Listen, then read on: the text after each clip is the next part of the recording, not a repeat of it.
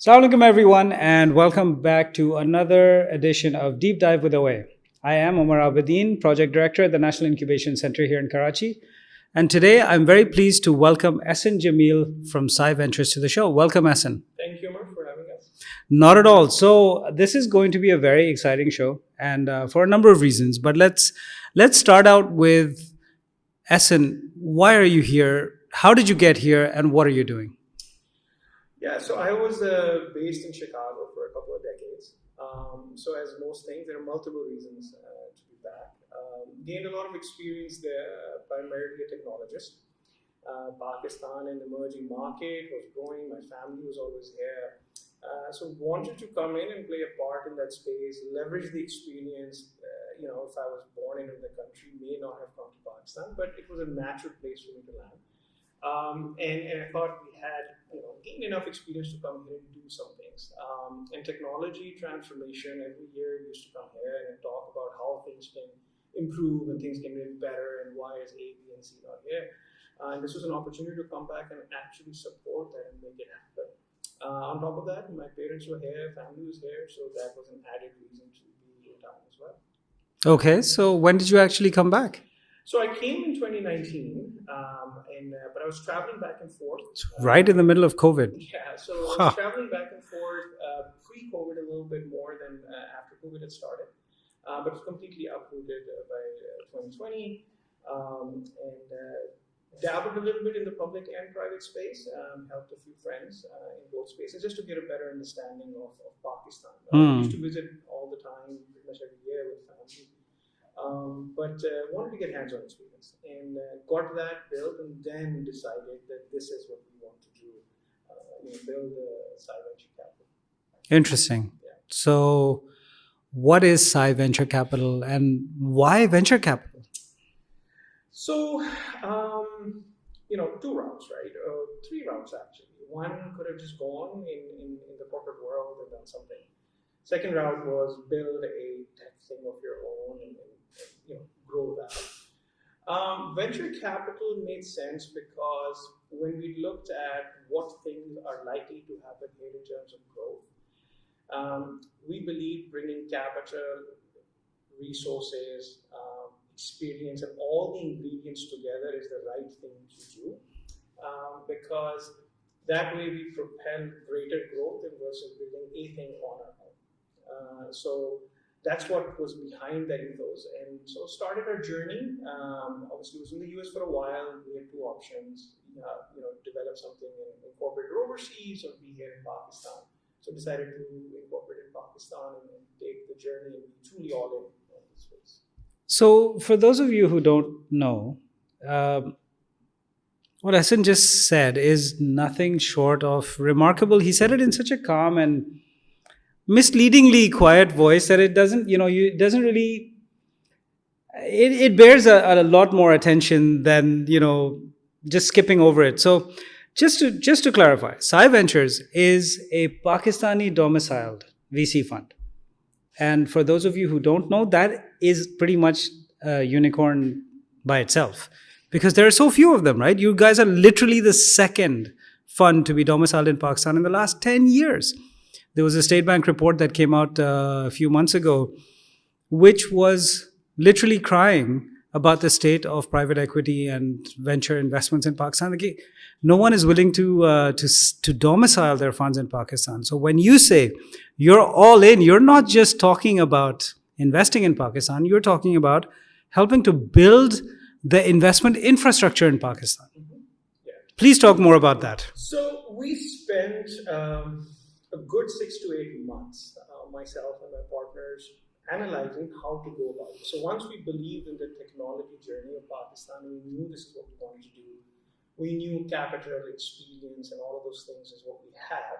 We thought through the best route to go about it. And if you look at it from a startup's perspective, you look at the bottom line where a technology company ends up being from the right side of the scale, being a prime innovator, or to the left side of the scale, which is a good technology-based business. If you look at that range, we looked at all the reasons why people succeed. And in our view, those reasons are better positioned when coming from the local environment. We come across a lot of companies which require a certain level of support. And that support is of a very different nature when you're based in the space. Because we come with different challenges in Pakistan, both macro and micro. Yes. There are things as venture capitalists we help with, and there are things that founders have to deal with.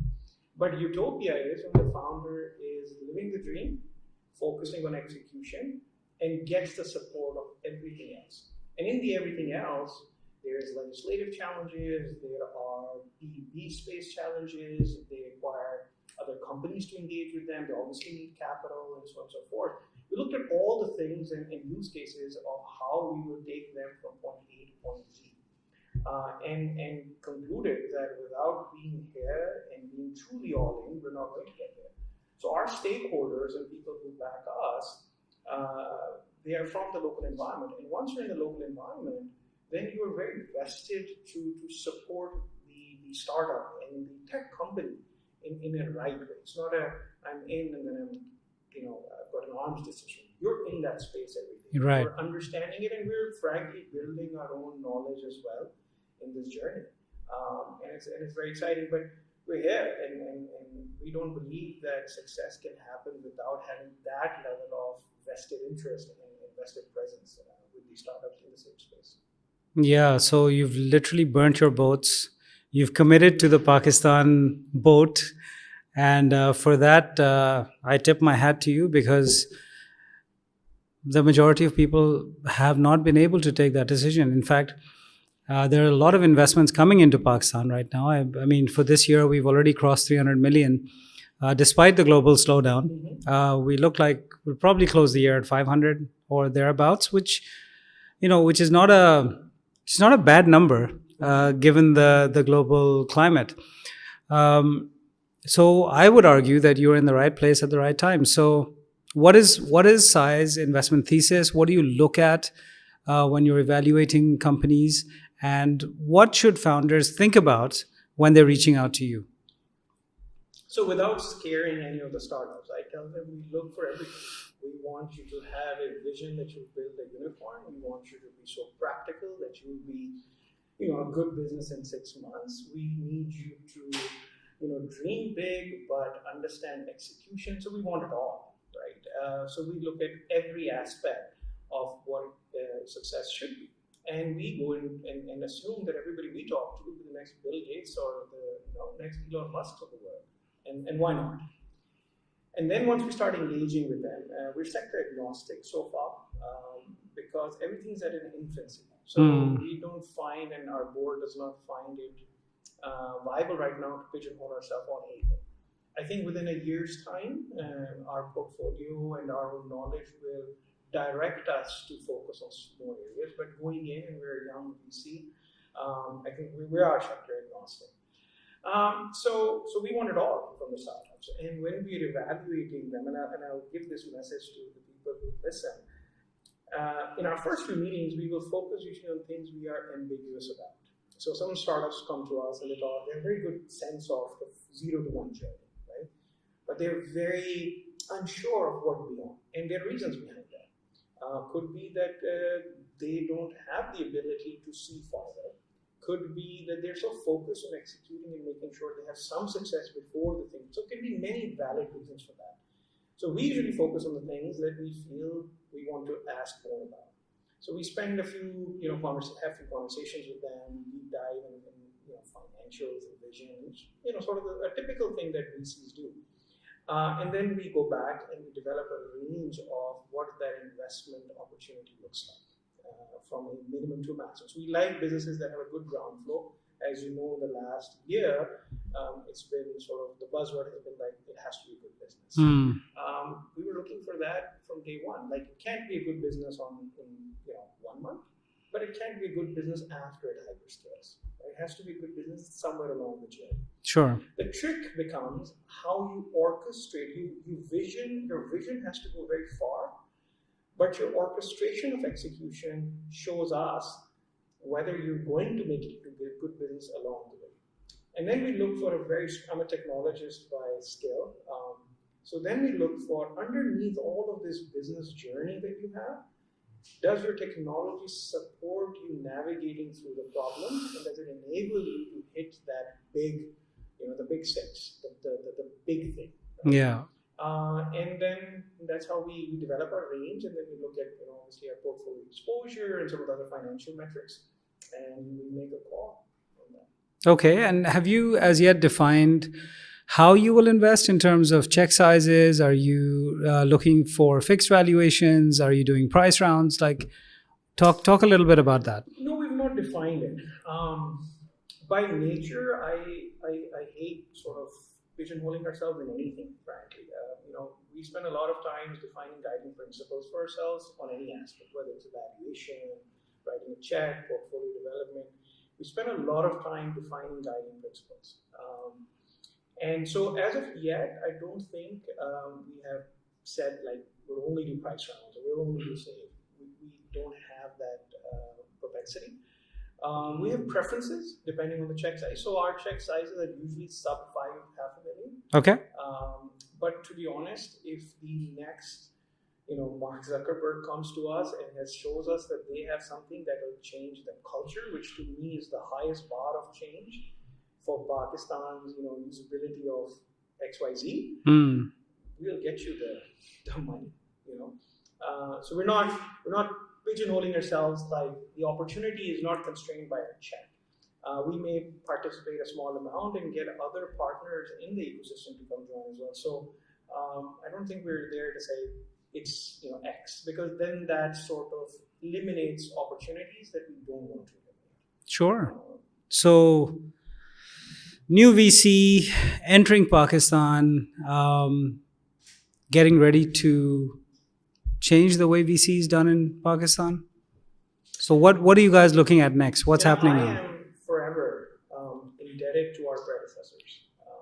And I'll name a couple, and I know I'm not naming all of them, but all of them have done trailblazed things. And we hope to play a part in that trailblaze. And there will be people after us who will do it better and who will trailblaze in different ways. It's a journey. The Sarmaya cars, the Fatma Gobi, the Indus, and I'm taking a few names only, and I know them more. They've done their part. So I wouldn't say we're trying to redo VC. I think we are defining what venture capital means for side ventures. Right. Along the way. I don't know if that definition in that sense is just a macro applicable to all. But for us, we are defining it. As I told you about how we look at a range in our evaluation, I'm sure others do it as well. Each VC's general partners have a certain inclination, right? And that inclination is based on good rationale. So we're trying to develop our own rationale based on what we know how to do well, what we are learning along the way, and then what in this time, in this environment, what it is dictating to us.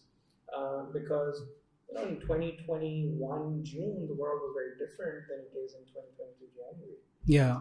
So those variables play a part. We're very open to learning. We have not defined anything yet. We are learning along the way and keeping ourselves very honest towards our own ethos and developing that, and then hoping that positioning allows us to make good investments. And then since we are in Pakistan, we don't, this is not a 1% of our overall portfolio. This is the portfolio, right? So we have to make them successful. Yeah. And as we, I think, mature a little bit more and become a little older of a VC, we plan on getting ready to solve all the problems for these startups in their journey in this environment in Pakistan. So. Very nice. So talk about how you convinced local investors to actually start investing in VC, because that is a recognized challenge in Pakistan. Look, I think good people are everywhere who see things a certain way. I can speak to our own journey in terms of dealing with local investors, and we've had successes and failures both. Probably more failures than successes, because it takes time. Venture investment comes with a predefined a definition that is globally accepted. That exact definition doesn't apply to Pakistan today because we are in a different stage. We are a developing country. We have other macro issues. So local investors who are traditional, business owners typically, they look at what is the left end of our range, which is this a practical business model? Yeah. So our explanation of our investment thesis is based on how we look at both things. Because we don't go in, and frankly, we don't believe in it, that we're just going in for something that's going to be a unicorn, and up till that point, it is all loss. It doesn't work like that.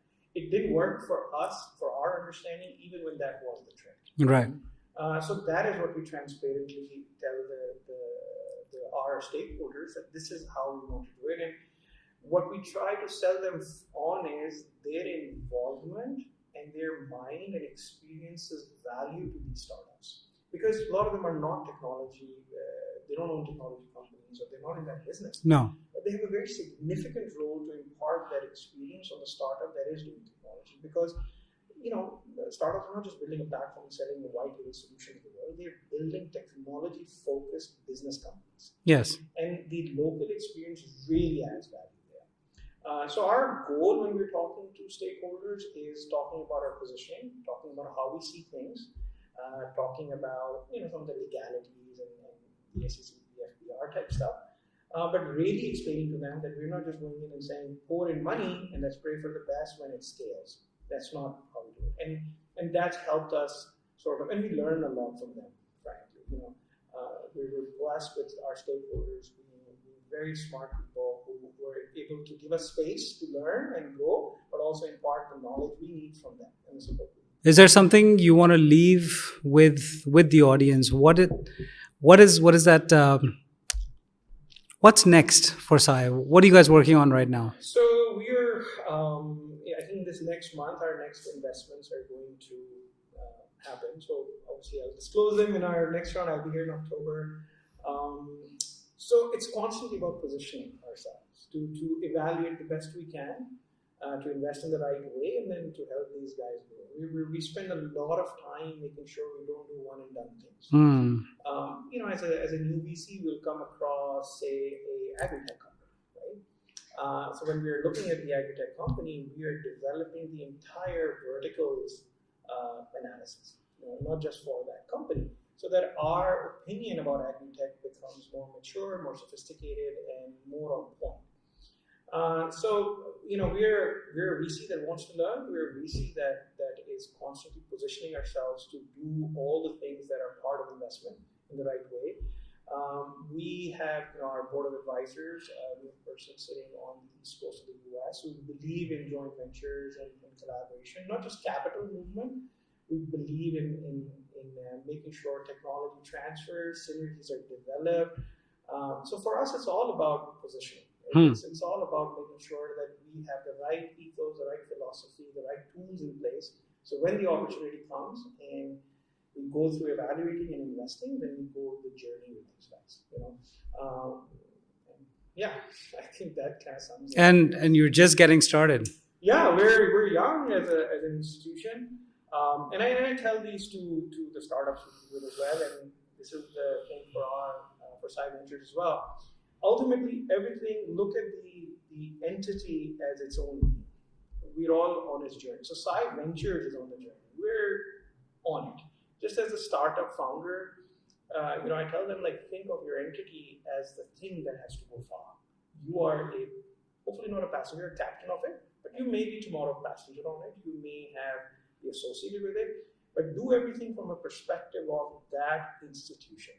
If you always have that as the focal point of your thinking, you will make decisions that are non-self-interest. Yes. And without that, the thing doesn't go far. It is the entity is unable to maneuver around challenges, because if it becomes about you, then it's hard. It's emotions come into play. Yes. So entities should not have emotions. They have a purpose and a goal, and they have to be equipped with tools and a mindset to navigate around problems. Dream big. Think very far, but have a very, very strong iterative plan to execute. Because of being a technologist and being an operator, I guess, pay a lot of attention to that execution, but not at the expense of dreaming big. Do both. Challenge yourself, right? Spend more time thinking. It's okay. think, enjoy the thinking aspect of it. But if you don't do that and you bury it in execution, you don't give yourself time to think big and keep that dream, then what happens is when you are faced with challenges known and unknown, you don't have the energy. The dream gives you the fuel to keep going. Yeah. If you dream small and you just focus on execution, that's also not good. If you just dream big without a plan, that's also poor, right? But don't compromise one or the other. Do both, right? And talk to venture capitalists, people who are in this space. We bring capital, we bring resources, we bring experience, we bring discipline. We try and bring all these things to in your world so that you can go on the journey. And it's about the startup entity and the founders to go far. You know? So that would be my passionate message, I guess. There's a lot of deep stuff in there which we will unpack at a later date. Sure. But thank you for that. So, ladies and gentlemen, another star enters the VC firmament. Possibly, I'm a little biased because, you know, they took the step of actually incorporating in Pakistan and being the local VC for Pakistani startups.